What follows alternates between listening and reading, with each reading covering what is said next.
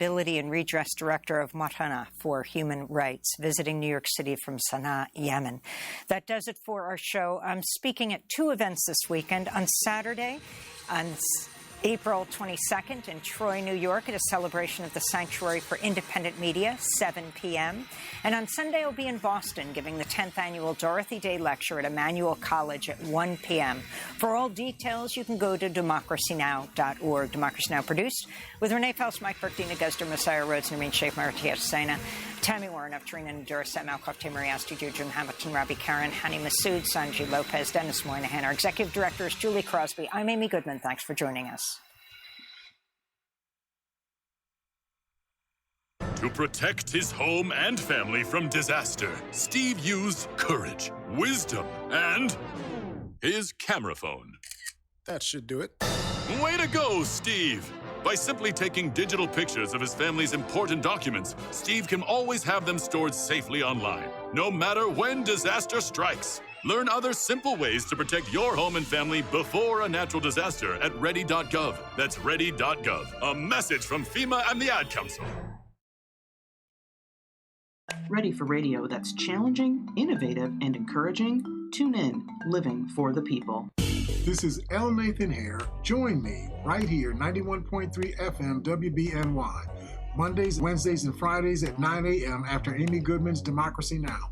We'll provide objective analysis regarding current issues. Call 878-5104. It's Living for the People on 91.3 FM WBNY.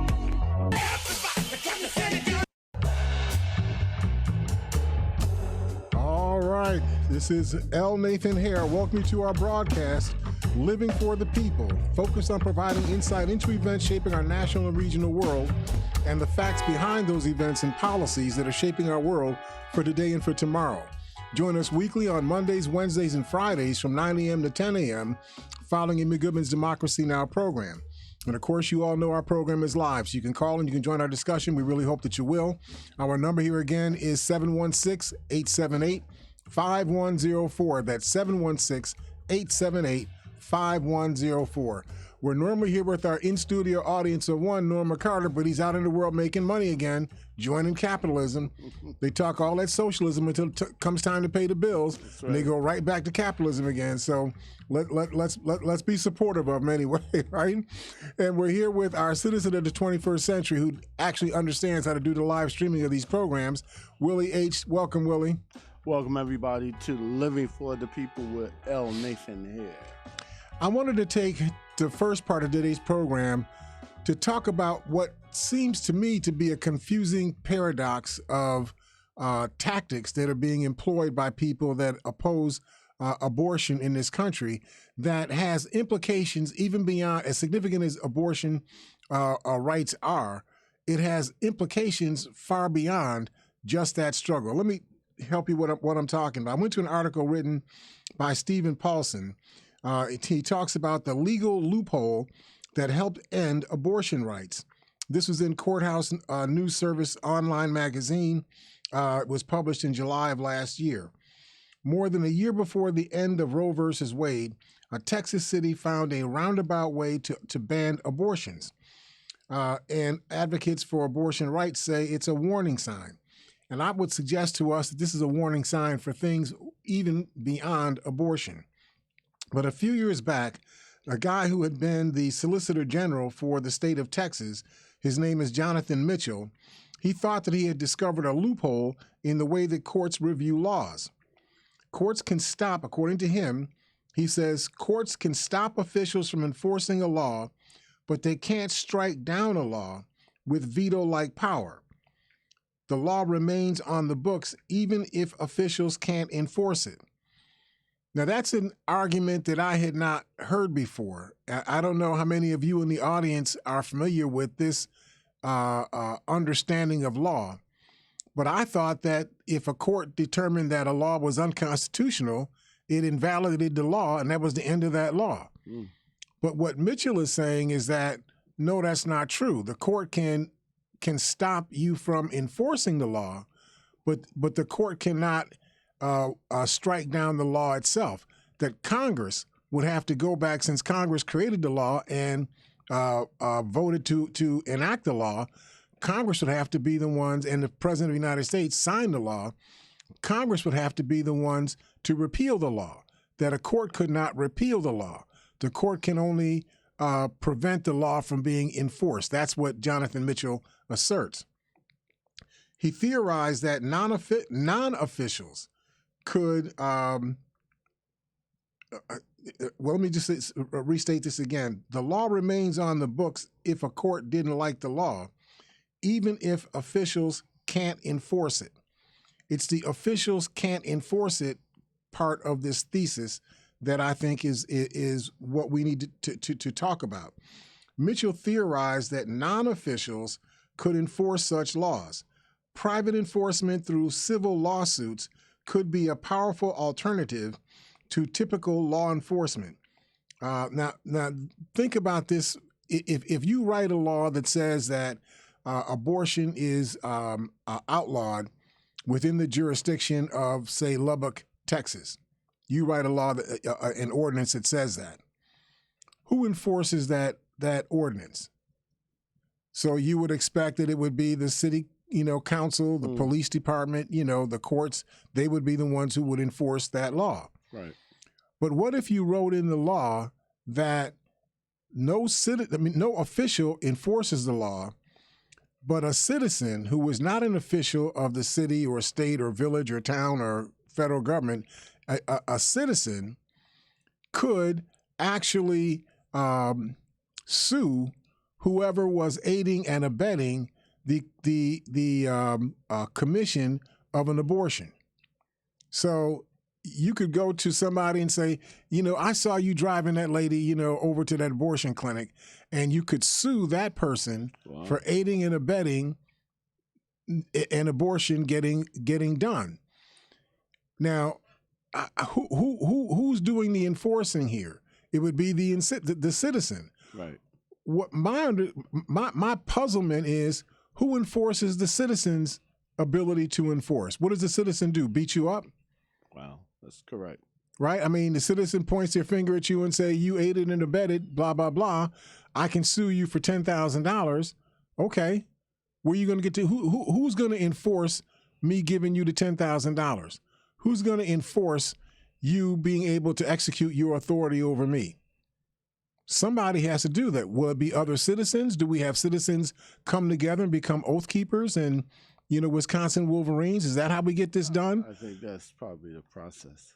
See, so this is the road that we are on. We've got people, primarily Republican conservatives, that are, instead of looking for consensus around what is good governance in the United States, we've got these folks looking for loopholes. We got judges looking for loopholes in the procedure of democracy, as opposed to the decisions of what's right or what's wrong or what's legal or not legal or what's good or what's bad in the democracy itself.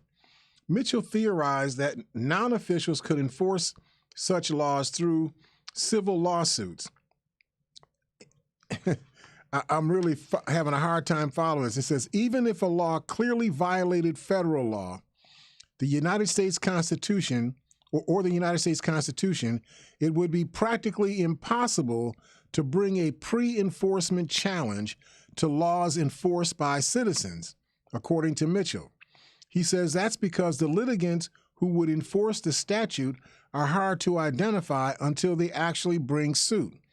So if you passed a law that said that abortions are abolished within the city of Lubbock, and that if somebody commits an abortion, that any citizen who thinks that somebody aided or abetted the commission of that abortion can sue that person or that clinic, if that's the case, and you wouldn't be able to do anything about it until somebody actually brought the suit, and the suit was actually brought through court, and something was done as a result of the suit brought before that court. Until that time, all you could do was sit on the sidelines and wait until it went through that process. And while you were sitting there, abortion would be abolished in your community. So what you can do is just have, hundreds of citizens in a row. I'll do it on Tuesday. You do it next week Tuesday. You do it, next month Tuesday. And so on. And you could keep the ability for somebody to have an abortion in that jurisdiction.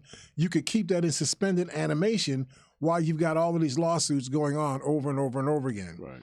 That seems to be the strategy. More than just a legal philosophy, excuse me, this theory is at the bottom of a coordinated, years-long, and very effective effort to undermine abortion access. So, for example, you can have a law that permits abortions to be conducted in certain regulated clinics. A jurisdiction could pass a law that would outlaw abortion and that allows any citizen to sue any clinic that conducts abortion procedures within that jurisdiction, and to allow that citizen to bring the citizen who brings the suit to be compensated for damages as specified in the law. That's the Texas, what do they call it? Something 8, the Texas State Law 8 that we talked about a couple of years ago, where a citizen could sue someone for facilitating or aiding or abetting an abortion, could get $10,000 plus damages. Mm. So you would have to pay the citizen, if you were found guilty by a civil court, then you would have to, you who were found guilty would have to pay the citizen $10,000 plus any damages that the citizen says that they incurred. Mm. Legal expenses, damage to my health. Wow. My daughter was shocked that you did something like this, and I felt real bad, so here's another $100,000 for that. I mean, there's no telling where this stuff ends. So since it is the citizen who was enforcing the abortion restriction law under this scenario, not officials of the government, nothing can be done about the citizen's lawsuit until after their case is brought before a court. Abortion health service providers would be faced with uncertain liability as suits by dozens or dozens and dozens of citizens ensue. It is hard. It has had a profound impact on abortion rights in the United States, and yet, unlike the Supreme Court's reversal of Roe versus Wade, very few Americans have heard of Jonathan Mitchell and his ideas. Months before the fall of Roe versus Wade, Texas was using these theories to prevent abortions all across its state. Years before that, cities in Texas were helping test them out at the local level. Before the Supreme Court's ruling in June, states beyond Texas had been trying out this same loophole in Oklahoma and in Missouri. The loophole provides a possible pathway for local governments to ban abortions even in states that offer strong protections for women's reproductive rights. I'm having difficulty following this because, silly me, I actually read the Constitution. Mm-hmm. Why I would do that rather than read comic books, I don't know, but maybe I just found the Constitution a little bit more compelling. 14th Amendment says that you can neither make nor enforce any law that would abridge any privilege or immunity that a person has under the Constitution. If the Constitution gives you the right to govern your own body yourself, then nobody has a right to govern your body for you. How can somebody pass a law that says another citizen can prevent me from taking care of putting a tattoo on my body or having a baby or not having a baby? I mean, how can that possibly be? Mm-hmm. How can both things be true?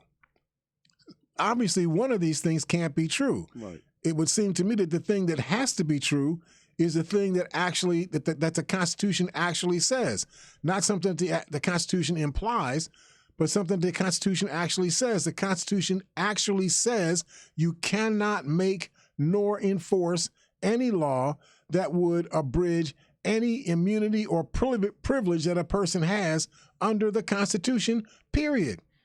There's no qualification on that. It doesn't say somebody else gets to be involved in that. So I don't understand how these things survive, but what I do understand is when you put political judges on the bench who are not on the bench because they're really good jurists, because they really understand the Constitution, they understand how to apply the Constitution and how to determine whether or not something that's taking place in any of the several states is in conformance with the Constitution, real jurists. Instead of having people like that, they hire politicians, like, Kazmarek, and, don't let me start accusing people of stuff, right? But, we hire people to become Supreme Court justices based on their political philosophy as opposed to whether or not they are really great constitutional jurists. The Supreme Court was created to determine whether or not something is or is not constitutional. It's not created to create new laws. It's not created to come up with new schemes on how we administer this or that. It's created to determine the constitutionality of things that are being done around the country under the cloak of the governance of this country. That's what the Supreme Court is for. But that does not seem to be the case anymore. Now it seems that the Supreme Court is a place where people fight to get folks on the bench who align with their political views. And that becomes it becomes a political court as opposed to a constitutional court. Mm-hmm. And I think that we're in real trouble if we allow ourselves to go down this road.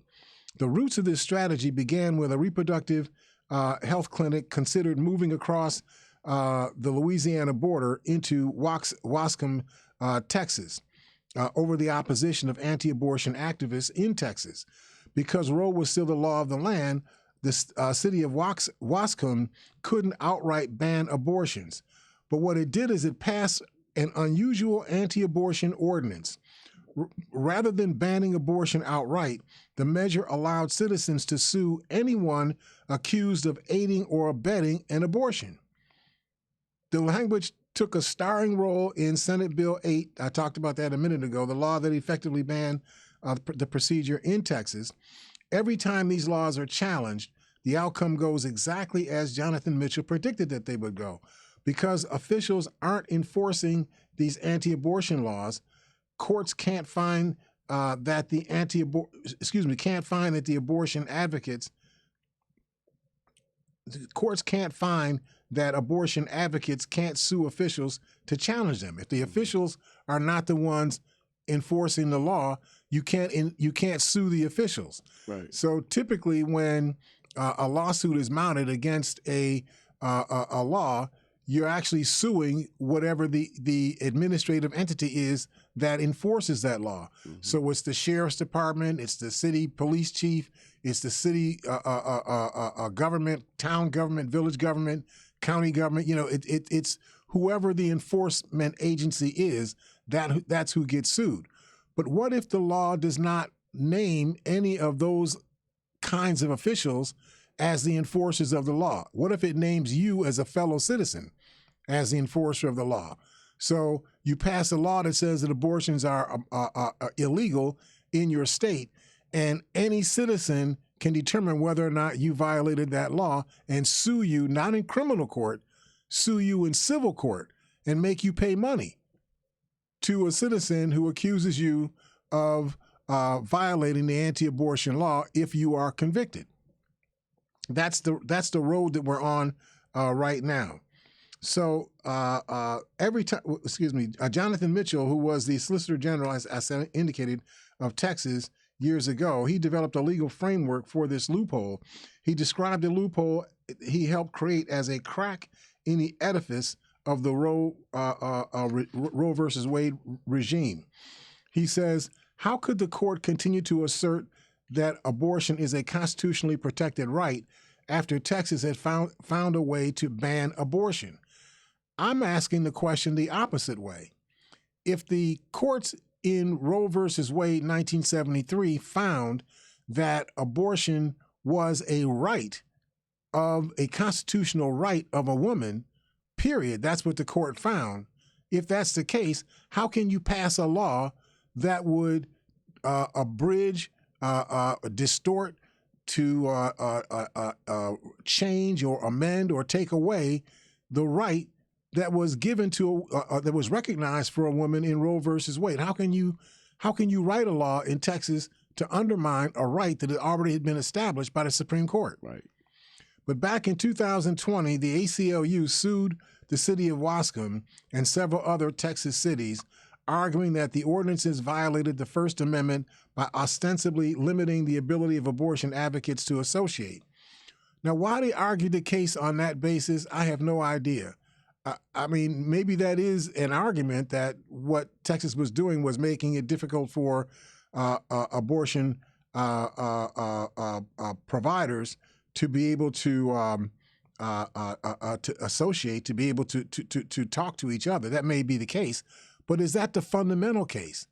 Seems to me that the fundamental case is you have a right established by the Supreme Court to be a constitutionally guaranteed right, and that these cities in Texas were actually violating your right to exercise a right that the Supreme Court had already recognized that you had. Why isn't that the issue that was brought before the court? But whatever the case, when Planned Parenthood opened a clinic, Waxham and other cities agreed to clarify that people still had the right to perform abortion-related advocacy work, and when they did so, the ACLU dropped the case. Well, that doesn't make any sense because the law had said that if you aided or abetted somebody in getting an abortion, that you could be sued by another citizen. Right. Aiding or abetting could be counseling somebody. Mm-hmm. Well, if you could counsel somebody, what's the difference between that and abortion advocates associating with each other to provide for each other, according to the court decision, the right to perform abortion-related advocacy work? If they could do that, how can you both do legal abortion advocacy work and simultaneously be sued for doing abortion-related advocacy work? How can both things be true? Yeah. But this is the conundrum that we're in this country, where people, because they have majorities in county legislatures, in city legislatures, in state legislatures, they've been able to use those supermajorities to pass laws that contradict the very law of the country itself. That's the place that we're in right now. That's why it's so difficult for us to be able to get forward and do things and govern ourselves in ways that are coherent, that make sense. Mm-hmm.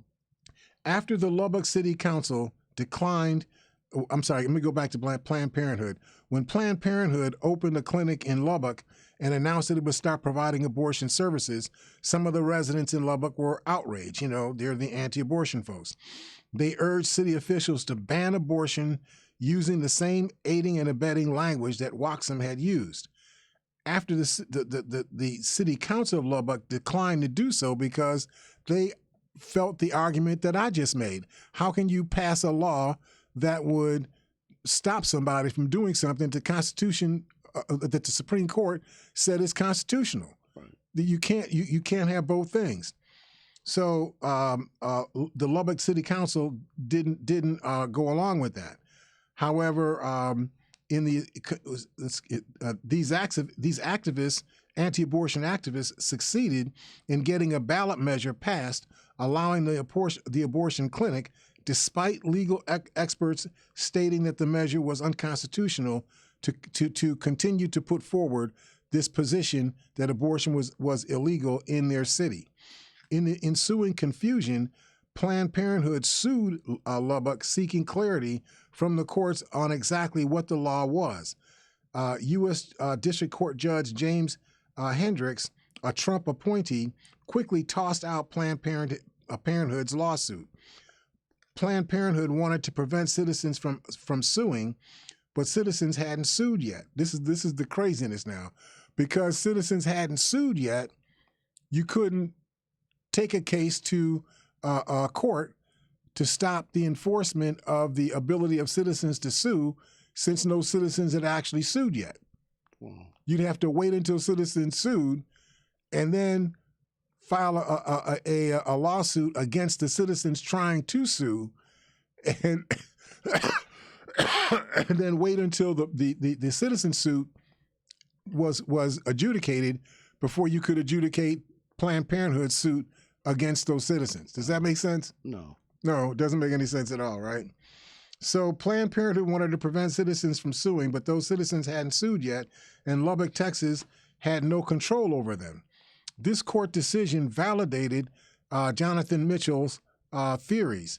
Lubbock had found a way to stop abortions without actually banning abortions. The strategy was adopted by Texas lawmakers who used the same aiding and abetting language to end abortion statewide. Both the U.S. and Texas Supreme Courts declined to hear challenges to that law, allowing it to remain in effect. Just like Judge Hendricks, both courts found that advocates couldn't sue Texas officials to stop the law because Texas officials weren't the ones enforcing the law. You'd have to sue the individual Texas citizens who were bringing suit against the law in order for you to be able to stop the law. Right. But that would mean that if you're running an abortion clinic, you wouldn't know whether or not what you're doing is going to be considered to be legal or illegal until after the lawsuits run their course. Mm-hmm. So you'd be absorbing all of this liability with no certainty as to what the outcome was going to be. Most businesses don't operate that way. If you had that much uncertainty, you just wouldn't do it, and you'd stay in your lane on those things you know were legal that would be supported, by the law. So what if a jurisdiction passed a law empowering citizens to exact civil penalties against persons assisting other citizens in registering to vote? I mean, let's just take this to another level. Let's take it away from abortion. Obviously there are people in this country, like Donald Trump, that say that your votes only count if you vote like I want you to vote. Didn't we hear Donald Trump call Raffensperger in Georgia and say to Raffensperger, listen, we're down by 11,801 votes. I know you can find 11,801 votes. You had more than 5 million votes. You can find 11,801 votes. I need those votes. So obviously Donald Trump didn't have any problem with invalidating your votes as a citizen. So what if a jurisdiction passed a law that said that citizens could sue you for violating a law against you voting?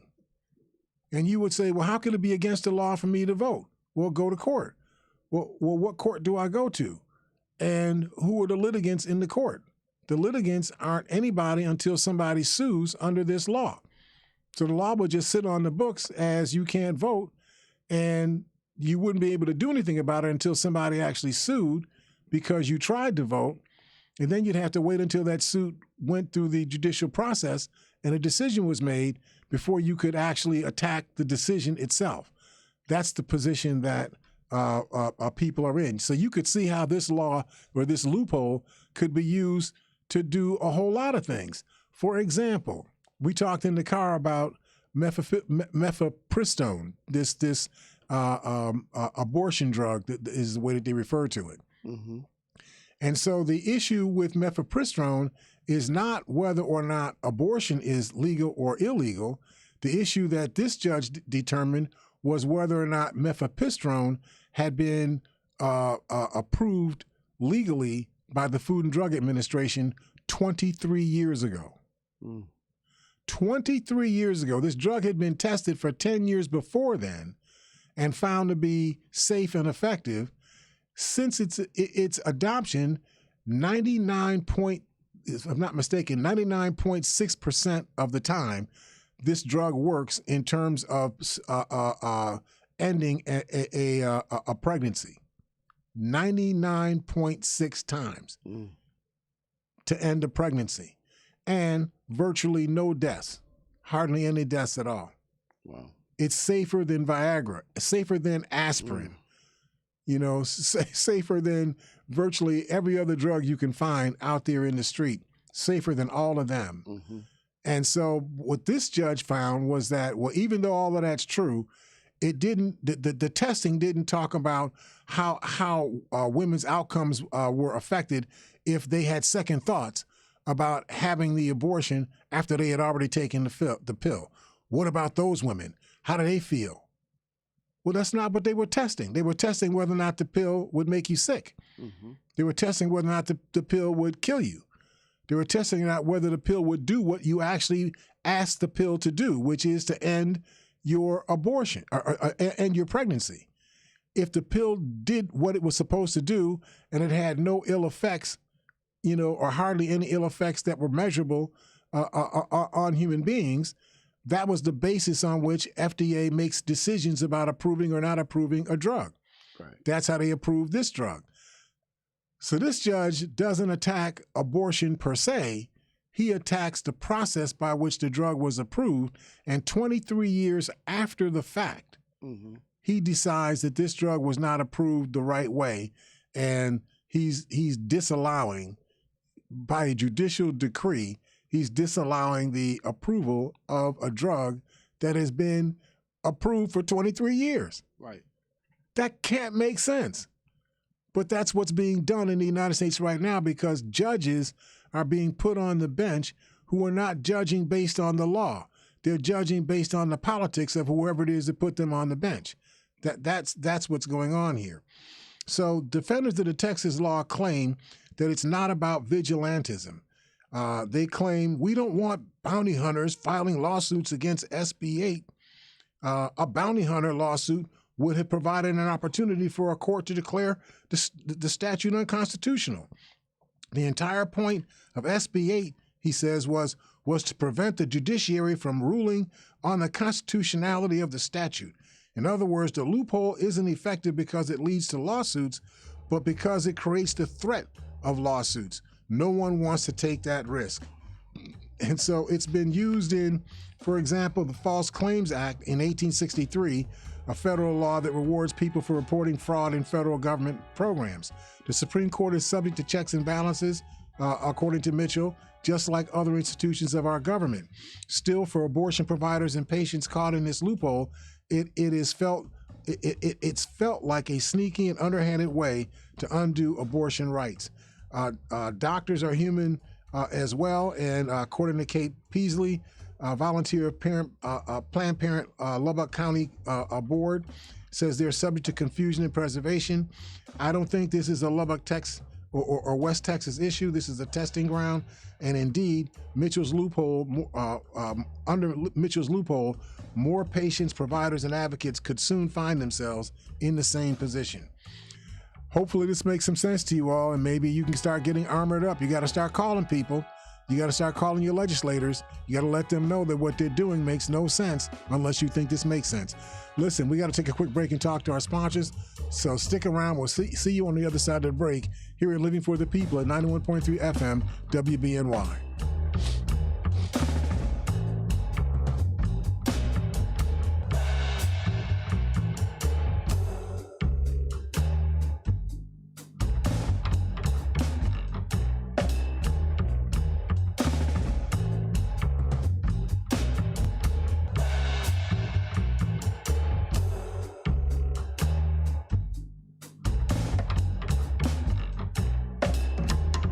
One day, I'll teach chemistry to kids.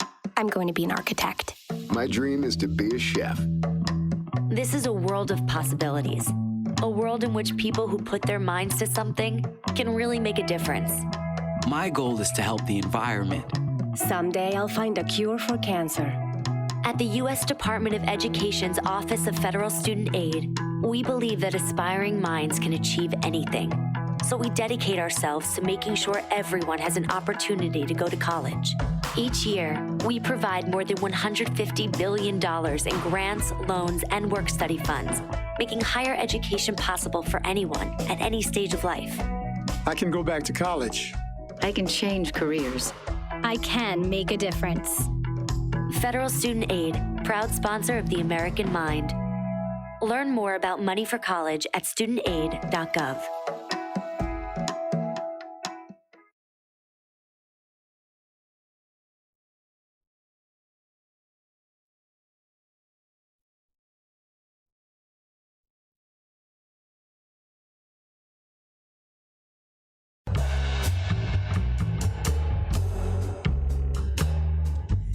All right, welcome back to Living for the People. This is L. Nathan Hare, your host. We're here with Willie H., who does the live streaming of the program. Welcome back, Willie. Welcome back, everyone. And so I'm surprised we're not getting phone calls on this. I thought that people would really chime in. I just want us to understand that people have become very crafty. And so what they've done is they've found ways to challenge things they don't like by challenge the process by which something is made available to the public. If they attack the process, they can attack the outcome without actually saying that they're attacking the outcome. That's what's going on right now. Obamacare that we keep talking about, like, this has been settled law, but the fight for Obamacare is not over. Alex Brandon wrote an article in NPR and Associated Press. The judge ruling undercuts U.S. health laws, preventive care. A federal judge in Texas who previously ruled to dismantle the Affordable Care Act, the same judge struck down a narrower but key part of the nation's health law. I want you to understand, this judge had tried to dismantle the Affordable Care Act per se. Right. He was unsuccessful. The same judge has come back and found a narrower piece, of the healthcare law and says, well, I'm going to strike this part down, right? So his decision, according to opponents, say could jeopardize preventive screenings for millions of Americans. Wow. Now, this is about preventive screenings. I just think about what we're talking about here. This is somebody who claims to be a judge, that some body of people appointed to be a judge in this country who is fighting to prevent healthcare providers or health insurers from compensating people for taking preventive screenings to determine whether or not they may be sick and find out that sickness early enough that you could cure the sickness when it's easier and cheaper to cure. Right. If I find out that you have cancer, but I find out 4 hours after the cancer started to metastasize in your body, I can drop a laser in there, blow that stuff up, and bam, we don't have to worry about it anymore because we caught it early. Right. If I wait until 75 years later, and now my entire leg is a tumor, well, my odds of winning are slim and none. Right. Of course you need pre-screening. Of course you need to have a robust regimen of testing people, screening people for all kinds of things that people may be fall victim to. You would do that to reduce the number of people who get sick, to reduce the number of people who die, and to reduce the cost of providing health insurance to people in the first place. Right. Why would a judge try to stop that? Why do you even allow yourself to be called a judge if you would do something like that? But this ruling by U.S. District Court Judge Reed O'Connor, it comes 4 years after the same judge ruled that the healthcare law called Obamacare was unconstitutional. The U.S. Supreme Court later overturned that decision. And of course, he called the Obamacare law unconstitutional, not because it violated the Constitution, but because there were steps in the creation of the law that he felt required the the federal legislature and the president to sign off on before that step could go forward, even though the system by which those kinds of laws were set up to be administered already had taken that stuff into account. O'Connor's latest ruling is likely to start another lengthy court battle.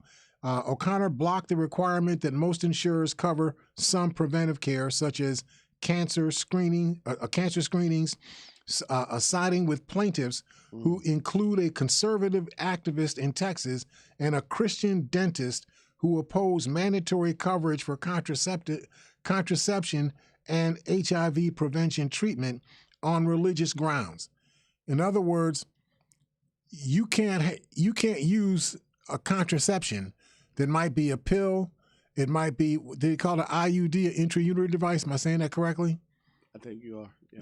Right. So you can't use your health insurance to use that kind of contraception because my religious feelings are, there's a potential baby that could be born if you didn't have those contraceptive devices. a baby would have been born, and I'm in the corner of the baby that might be born. Not even in the corner of the baby that's already been born. I'm not in their corner. That's their parents got to be in their corner. I'm in the corner of the baby that might be formed. This is just absolutely insane. O'Connor wrote in his opinion that recommendations for preventive care by the U.S. Preventive Services Task Force were unlawful. The Biden administration has told the court that the outcome of the case could create extraordinary upheaval in the United States public health care system. And of course, the Obama administration is going to appeal. The U.S. Department of Health and Human Services did not immediately respond to the request for comment on this issue. But in September of last year, O'Connor ruled that required coverage of the HIV prevention treatment known as PrEP, which is a pill taken daily to prevent infection, that it violated the plaintiff's religious beliefs. Now, the plaintiffs are people who aren't taking the pill. They're just people in the public. These plaintiffs don't like the idea of using health insurance to pay for HIV prevention treatment used to prevent infection because of their religious beliefs. And their religious beliefs are, well, we don't think that people who are homosexuals or whatever they mean by the word gay, we don't think that what they do is tolerable because our religion doesn't go for that. We don't believe in that sort of stuff.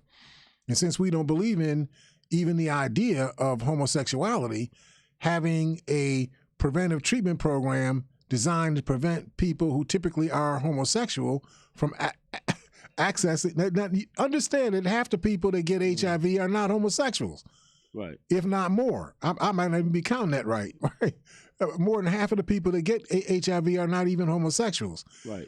But these people are saying that they object to strategies to prevent people from getting infected with HIV on the basis of their religious beliefs. And what's your religious belief? That you don't think that men should think that they're women, or that women should think that they're men? That's that's your religious belief? I think that would be one of them. So based on that, a person should get sick?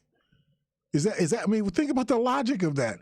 A person should get sick and die because you think that a person should not think that they're a different gender than their physical appearance would suggest. Wow.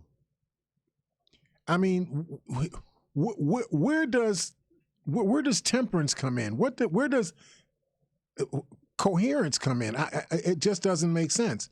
So employers' religious objections have been a sticking point in past challenges to former President Barack Obama's health care law, including the issue of contraception.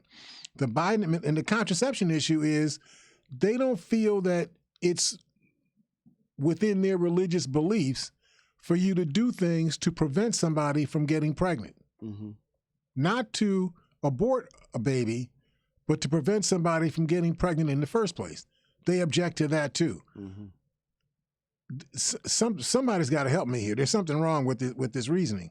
The Biden administration and more than 20 states, mostly those controlled by Democrats, had urged O'Connor against this sweeping ruling that would do away with the preventive care coverage requirement entirely. Over the past decade, quoting the article, millions of Americans have relied on the preventive services provision to obtain no-cost preventive care, improving not only their own health and welfare, but the public health outcomes more broadly. According to the arguments being filed in court today. The lawsuit is among the attempts by conservatives to chip away at the Affordable Care Act or wipe it out entirely, since it was signed into law in 2010.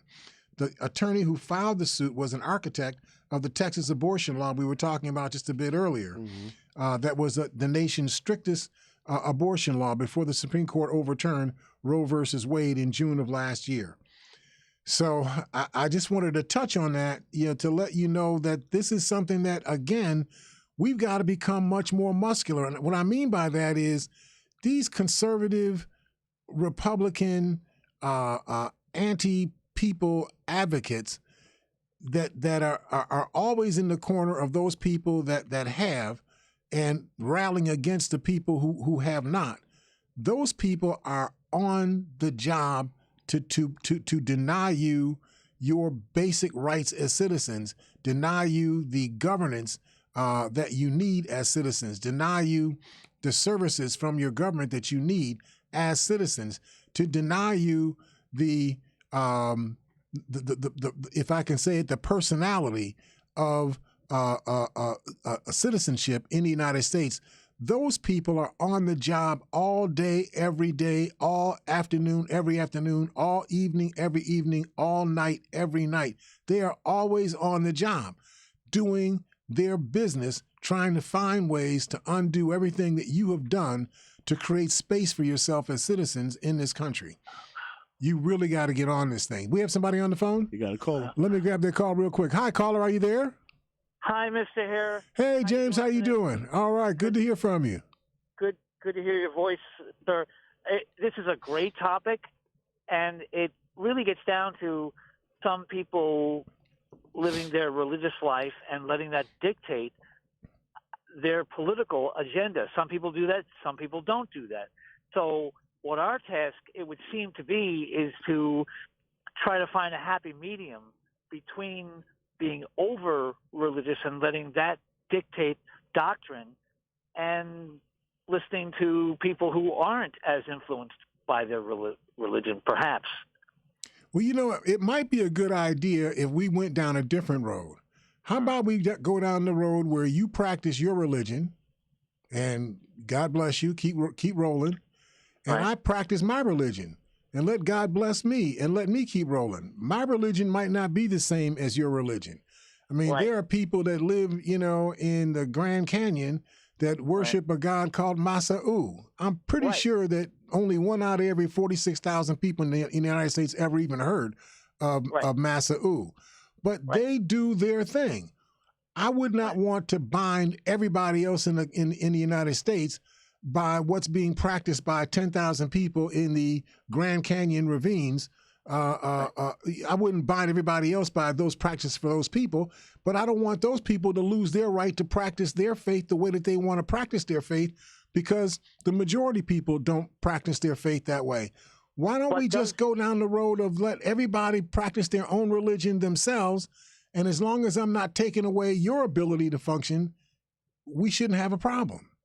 But doesn't the Bible say that people should, in fact, spread their religious beliefs amongst the people? It does, but it doesn't say that you have the right to impose those beliefs on other people. But is there any difference between that, frankly? Sure. I mean, you can advocate by... I'm just speaking frankly about this. Right. But you can advocate by teaching and proselytizing, explaining, lecturing people, whatever it is, you do to let people know what your spin is, where you're coming from. But that's not the same thing as me passing a law that says that you must do what I do because I say you must do it. But if I'm taught to spread my religion to non-religious people, how do you get away from that? I mean, if one of the basic precepts is to spread this to non-believers, I guess what I'm trying to say is that we live in a country that is bound together by a body of laws that are constructed under the framework of something called the Constitution of the United States. The Constitution of the United States does not have a single word in it that says that your religion has the right to tell my religion to go away and displace my religion with your religion. That does not exist any place in the Constitution. So while it may be true that there are numbers of people that run around saying, look, my Bible says that I should talk to you and sell you on my religion, that's okay. Exactly. That's what your book says. The Constitution doesn't say anything about that. The Constitution says that I have the right to free speech. The Constitution says I have the right to practice my religion, not your religion, to practice my religion. The Constitution says that I have the right to assemble. The Constitution says I have the right to protest. So that's the framework that we operate from, not some theoretical framework that somebody is talking about that's outside of the structure of the Constitution. You can't just say because my priest says that everybody should act like I say you should act, so you all should accept whatever my priest says. That doesn't work. There's no authority in the Constitution that provides that authority. So you can practice whatever you practice, and that's your thing.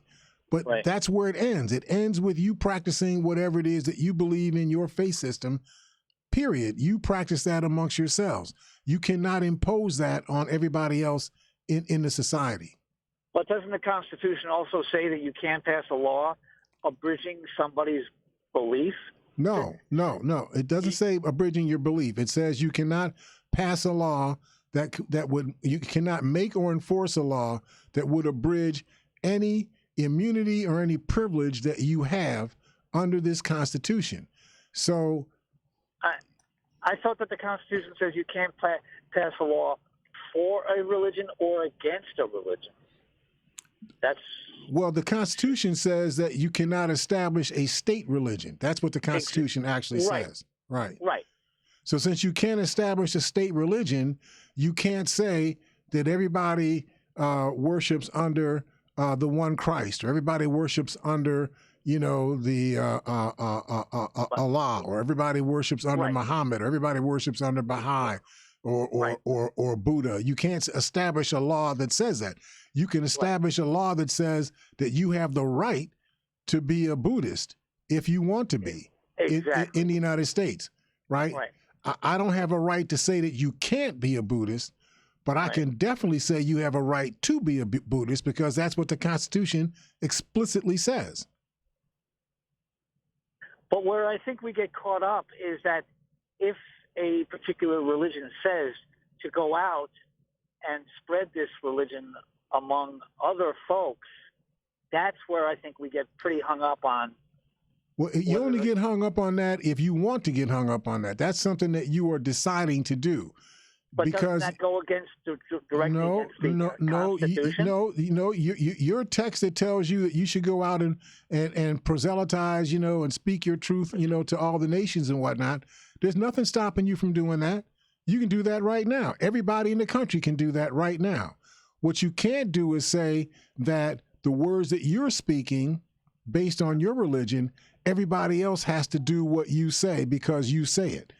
That can't be done. In other words, the Constitution authorizes you to practice whatever religion you choose to practice, but it also forbids you from imposing your religion on somebody else who practices a different religion.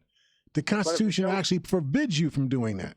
But if it's okay to practice one's religion, and the religion says that we don't want abortion in this country, or that's the way it's interpreted, isn't that where we get hung up? Well, that's a different line of thought, but yeah, that's if you can say that in your holy text, your words of God, that you find words that say that God opposes homosexuality in whatever the various form. Now, I'm saying homosexuality because I don't know all of the words with LGBT. You hit the nail on the head. That's exactly right. Right. So, if you find that in your text it says that God opposes that, but the Constitution of the United States does not allow you to use the framework of the governance of the United States, to enforce that, then you're just between a rock and a hard place, because, you've got something that your book says that you should do that is actually in opposition of what the Constitution of the United States says you can do. You're just going to have to live with that. You can't there's 330 plus million people in the United States. You can't make all of them have to yield to something that one person, believes on. If your belief system involves you believing and practicing something that the very Constitution of the United States opposes, then you just have to be one of those people that lives in the country that has a belief system that is in contradiction to the belief system that is expressed in the Constitution itself. You're just one of those people, and we hope that you can find a way to live with that. You're just going to have to live with it, okay? It's almost like when people talk about Americanism. I'm an African person. I have an African personality. I have an African worldview. but I can't make my worldview the worldview of America itself. America itself has the personality of the various people that founded America, that fought the wars in America, that brought America about to be what it is today. It has that personality. My personality is my own personality. I can't make everybody else adopt my personality in order to be an American. You just have to live with it. You know what I mean? So I know that there are people in this country that are still secessionists. You know, they're the sons and daughters of the American secessionists and whatnot. They're still here. Yes, sir. I have to live with that. I mean, I can't walk around with my mouth poked out about it all the time. You know, I mean, we did what we could do to address those issues. Now we're moving on to do the other things we got to do to live in the world that we live in right now. It's that reality we got to embrace. I apologize, Mr. Hare. We just got to Roswell, so I'm going to have to end the phone call. But thank you so much. This is such a timely topic. It's a great topic. So thank you for covering this today. Thank you, and good luck to you, okay? Let us know how things go. I will do that. All right. Thank you, sir. Take care now. All right, bye-bye. So listen, we only got about 7 or 8 minutes. Let me tell you a little bit about I keep calling him Willie's cousin. I don't know why Willie keeps trying to embrace Clarence Thomas as his cousin. I don't get it. But how tickled the right-wing nationalists in America must be, seeing that the black American who epitomized protection of racial minorities and all other marginalized Americans, i.e. Thurgood Marshall, found himself to be replaced by a man who epitomizes protection of the interests of all of those that are already vested and already powerful in American society, i.e. Clarence Thomas.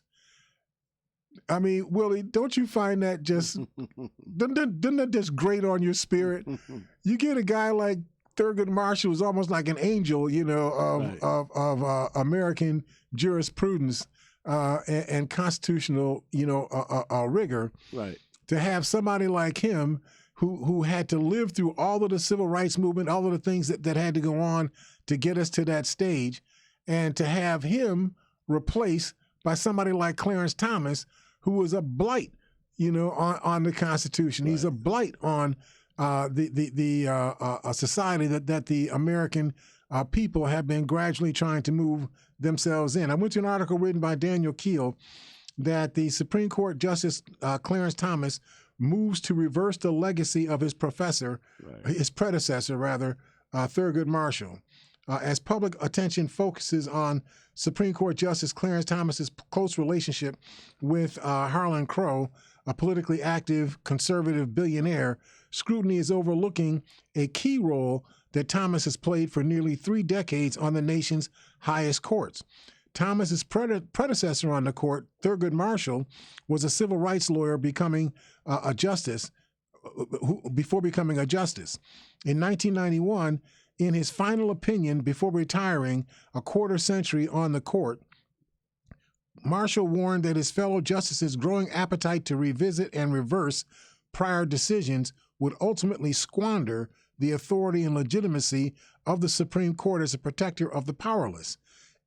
Marshall's prediction has been quoted by Supreme Court justice decisions since that time, including a 3-justice dissent from the June 2022 Dobbs versus Jackson's Women's Health Organization ruling that declared that there was no constitutional right to reproductive choice and overturned Roe versus Wade. In his concurrence with the majority decision, Clarence Thomas declared his opposition to Marshall's principle, lamenting that the court had not done more to pare back its prior work. Thomas actually lamented that the court had not done enough to reverse all of the work that Thurgood Marshall had done on the Supreme Court. Wow. He actually built his administration of his office as a Supreme Court justice around undoing everything that Thurgood Marshall did as a Supreme Court justice in the 60s, 70s, and 80s, and 90s. Throughout Thomas's tenure, he pushed the Supreme Court to revisit prior decisions that embraced robust rights for society's most vulnerable people, and to replace Thurgood Marshall's vision with one more amenable to the powerful than to the powerless. And in writing, let me go a little before. He titles this piece "A Shield for Those in Need." A few phrases could so aptly capture Thurgood Marshall's vision of the court's work as protector of the powerless, and few, if any, Americans have done as much to make that vision a reality. Marshall's work to advance black citizenship is well known, but he also fought for expanded rights. People don't know about this. He fought for expanded rights for women, for the indigent, the poor, the accused, the convicted, adherents to marginalized religions, and those with unpopular viewpoints. At the root of Marshall's jurisprudence was a hope that while the law could be a powerful tool of oppression, it could also be a shield. As he wrote in that final dissent in Payne versus Tennessee, enforcement of constitutional rights frequently requires this court to rein in the forces of democratic politics to protect the powerless from the tyranny of the majority. Just because a democracy succeeds at giving power to the majority does not mean it is a just government. The majority could oppress the minority and pass laws against them. Therefore, there is more to democracy or just government than preventing a minority from ruling over the majority. While the majority should get their way on most issues that people can vote for, a minority should still have rights. The majority should not use political power to pass laws that oppress a minority, and the Constitution should prevent this from happening.